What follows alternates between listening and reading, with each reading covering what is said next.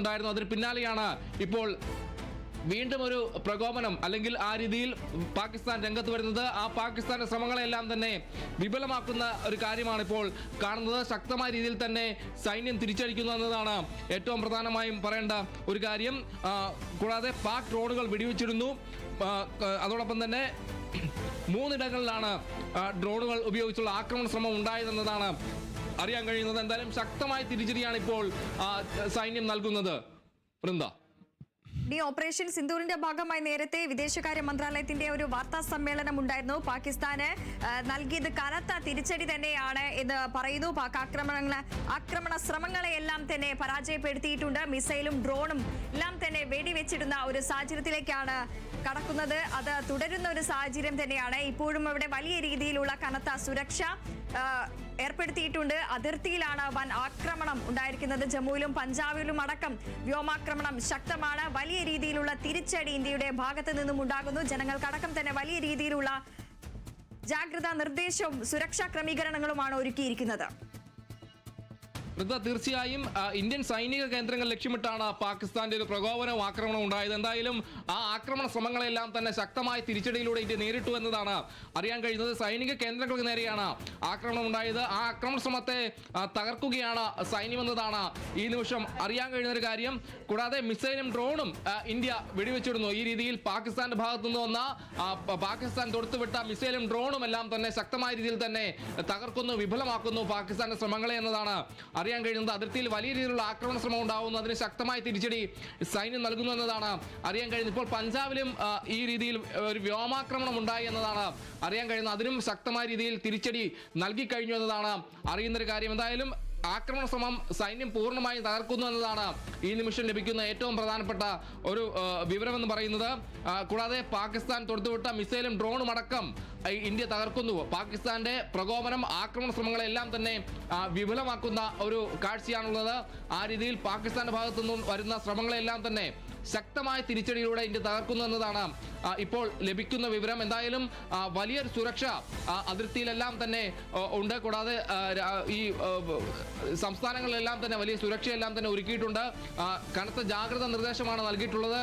അതോടൊപ്പം തന്നെ black out, വൈദ്യുതി പൂർണ്ണമായും ഓഫ് ചെയ്യാനുള്ള നിർദ്ദേശം നൽകിയിട്ടുണ്ട്. കൂടാതെ ലൈറ്റുകൾ അണക്കണമെന്നൊരു നിർദ്ദേശം കൂടി സൈന്യത്തിന്റെ ഭാഗത്തുനിന്നുണ്ടായി. ആ രീതിയിൽ ശക്തമായൊരു തിരിച്ചടി നൽകുന്നു എന്നതാണ് ഇപ്പോൾ അറിയാൻ കഴിയുന്ന കാര്യം. മിസൈലും ഡ്രോണും അടക്കം ഇന്ത്യ വെടിവെച്ചിട്ടു എന്നതും ലഭിക്കുന്ന വിവരമാണ്. എന്തായാലും പാകിസ്ഥാന്റെ പ്രകോപനം, ശക്തമായ ആക്രമണ ശ്രമങ്ങളെല്ലാം തന്നെ അതേ നാണയത്തിൽ തിരിച്ചടിക്കുകയാണ് ഇന്ത്യ. നേരത്തെ വലിയ രീതിയിൽ തന്നെ ഒരു ആക്രമണ ശ്രമം പാകിസ്ഥാന്റെ ഭാഗത്തുനിന്നുണ്ടായിരുന്നു. അതിനെ ശക്തമായ രീതിയിൽ തന്നെ ഇന്ത്യ തിരിച്ചടിക്കുന്ന ഒരു കാര്യമുണ്ടായിരുന്നു. ആ രീതിയിൽ പാക് പ്രകോപനം പൂർണ്ണമായും നിഷ്ഫലമാക്കുന്ന, പാകിസ്ഥാന്റെ ശ്രമങ്ങളെല്ലാം തന്നെ പൂർണ്ണമായും തകർക്കുന്ന രീതിയിലായിരുന്നു ഇന്ത്യയുടെ സൈന്യത്തിന്റെ ഒരു പ്രതികരണം. സൈന്യം ആ രീതിയിൽ തിരിച്ചടിച്ചുകൊണ്ടായിരുന്നു. എന്തായാലും പ്രതിരോധ മന്ത്രാലയത്തിന്റെ വാർത്താ സമ്മേളനം അല്പസമയം മുമ്പ് ഉണ്ടായിരുന്നു. ആ വാർത്താ സമ്മേളനത്തിലും പ്രധാനമായും അവർ വ്യക്തമാക്കിയൊരു കാര്യം, ശക്തമായ തിരിച്ചടി നൽകി അതേ നാണയത്തിൽ വീണ്ടും തിരിച്ചടി നൽകുമെന്നും പറഞ്ഞിരുന്നു. എന്തായാലും അതിന് പിന്നാലെയാണ് ഒരു പ്രകോപനം വീണ്ടും പാകിസ്ഥാന്റെ ഭാഗത്തു നിന്നുണ്ടായത് എന്നതും എടുത്തു പറയേണ്ട കാര്യം തന്നെയാണ്. എന്തായാലും ആ രീതിയിൽ ശക്തമായ തിരിച്ചടി തന്നെ ഇന്ത്യ നൽകുന്നു എന്നതും ഈ നിമിഷം പറയേണ്ട കാര്യമാണ്. പാകിസ്ഥാന്റെ ആക്രമണ ശ്രമങ്ങളെല്ലാം തന്നെ അതേ നാണയത്തിൽ അല്ലെങ്കിൽ ശക്തമായി തന്നെ ഇന്ത്യ തിരിച്ചടിക്കുന്നു എന്നതാണ് ഇപ്പോൾ ലഭിക്കുന്ന ഏറ്റവും പ്രധാനപ്പെട്ട കാര്യം. എന്തായാലും ശക്തമായ തിരിച്ചടി ഇന്ത്യ നൽകുന്നു. കനത്ത സുരക്ഷ എങ്ങും ഏർപ്പെടുത്തിയിരിക്കുന്നു. കൂടാതെ പാക് ഡ്രോണുകൾ വെടിവെച്ചിരുന്ന ഒരു സാഹചര്യം. എന്തായാലും ആ മേഖലയാകെ ഒരു ബ്ലാക്ക് ഔട്ട്, വൈദ്യുതി ഓഫ് ചെയ്യുന്നു. കൂടാതെ ലൈറ്റുകൾ അണയ്ക്കാൻ നിർദ്ദേശം നൽകുന്നു. ആ രീതിയിൽ കനത്ത സുരക്ഷ തന്നെയാണ് ഇപ്പോൾ ഉള്ളത്. എന്തായാലും കനത്ത സുരക്ഷയിലാണ് ജമ്മു വിമാനത്താവളം ലക്ഷ്യമിട്ടാണ് പാക് ഡ്രോണുകൾ വന്നത്. എന്തായാലും ആ ഡ്രോണുകളെല്ലാം തന്നെ തകർത്തിരിക്കുന്നു എന്നതാണ് അറിയാൻ കഴിയുന്ന ഒരു കാര്യം. ശക്തമായ തിരിച്ചടി ഉണ്ടാകുന്നു.